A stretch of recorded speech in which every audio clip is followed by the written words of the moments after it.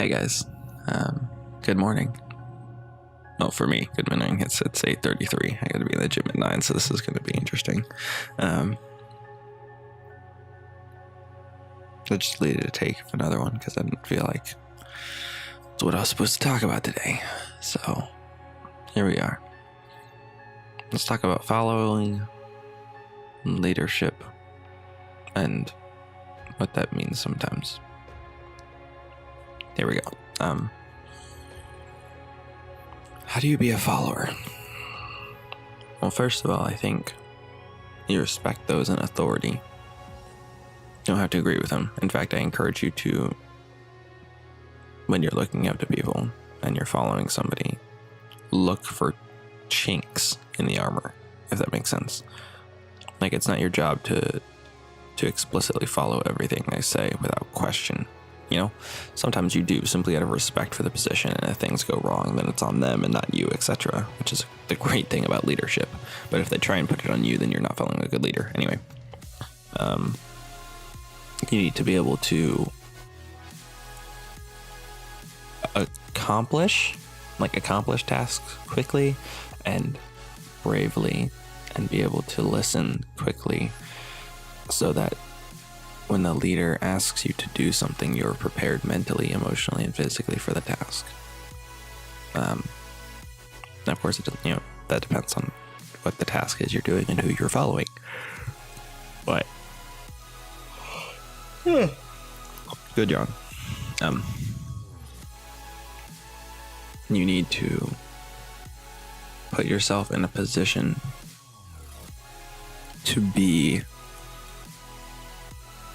able to reflect on what you're doing appropriately, and also be able to make sure that when you're following, you're not impeding other people in your work. I don't know if that makes sense per se, but it makes sense in my own head. That's why I said it, of course. But when you're in a position of being under someone else's leadership, you don't want to impede the progress of the thing that which they are trying to do, unless, of course, that thing is immoral, etc. But I think we need to get into a place where following respectfully, working as hard as we can, and while still being able to maintain and push for our goals and dreams as well, is a place that we need to get to as a group of people, as citizens, as members of a productive society, etc. On to leadership. This is the hard one, I guess, in some function, because there's so many quotes I could pull out about leadership right now. But my favorite one that I've used time and time again is, when you were a leader, you were to govern for the sake of the governed and not for oneself. And that simply means it is not your job, nor will it ever be, to only lead for yourself. You're in a position of leadership to bless and benefit those around you and lead them into the vision that kind of you carry in your head. Now, of course, as a leader, that vision can be a little bit more centered around what you want than what your followers want. But that doesn't mean you should negate the fact that your followers have a vision as well. And if you can accomplish your goals and your vision, and also accomplish theirs, it gets even better for both of you. Because it allows for a free functioning and flowing group of followers. You know, as I was mentioning earlier with followers, if you can not impede the leader's vision. But if you can get on board with the leader's vision, and then the leader also is on board with your vision, and you both can move forward together, that is the perfect meld, I think, of how to do things as a group, is lift each other up, respectfully disagree when you have disagreements, and especially as a leader, taking those criticisms and being able to apply them. Because no plan and no leader is ever foolproof or perfect. It's impossible. Like perfect people don't exist, you know? And if perfect people don't exist, perfect plans don't exist, and perfect ideas don't exist, you know? So as a leader, we also need to be wary from trying to step into that perfection, because perfection is the chase in some sense. But we also need to know when we need to like settle in some way for what's good enough for the moment. That which is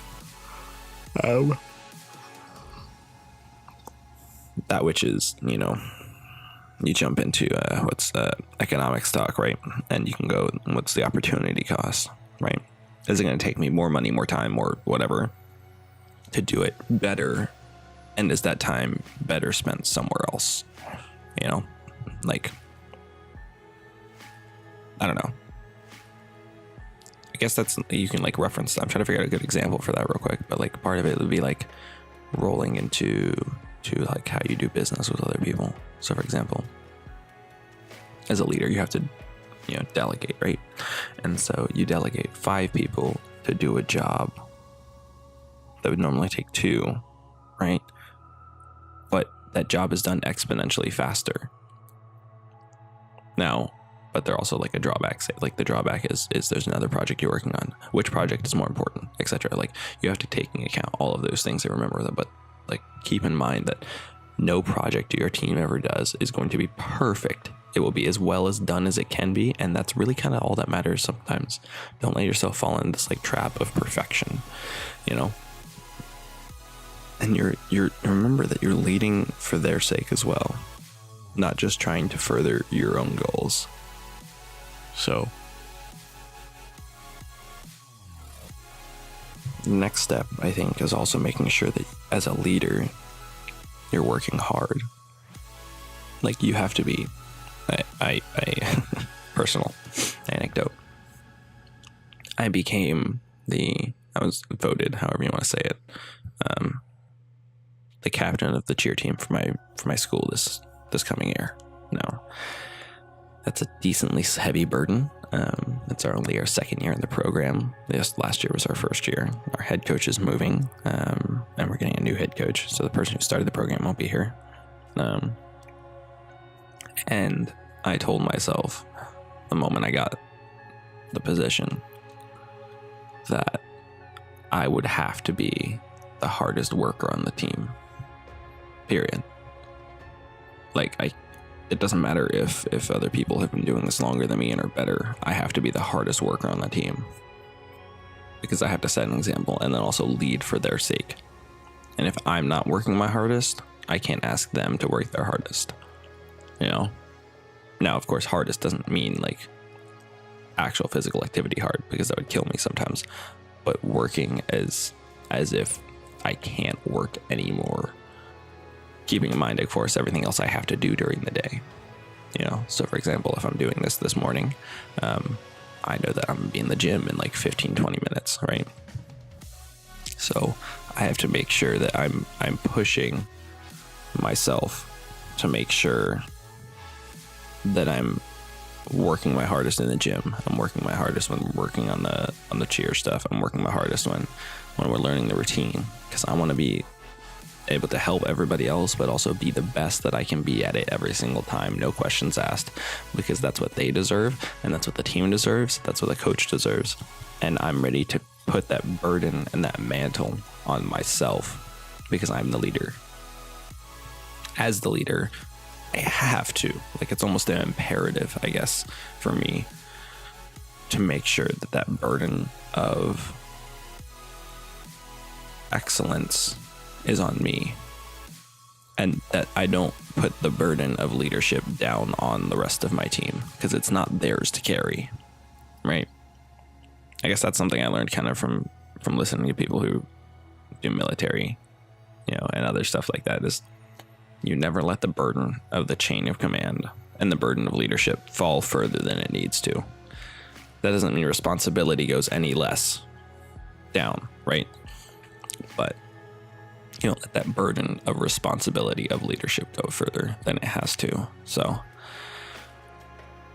make sure that as the leader, to admonish all of the leaders out there, you have to be the best you can be at the entire game, because you're the one leading and you're the one at the front. And if you don't see something, somebody else may not. So if you need, like, if you have to be the one to see something, you better be the one to see it, and you better be working hard, you know? So I guess this episode's a little bit more for me, I guess, you know, to remind myself as I speak why I do what I do and why I think what I think. So thanks for listening, guys, and I will see you all tomorrow. Have a good one.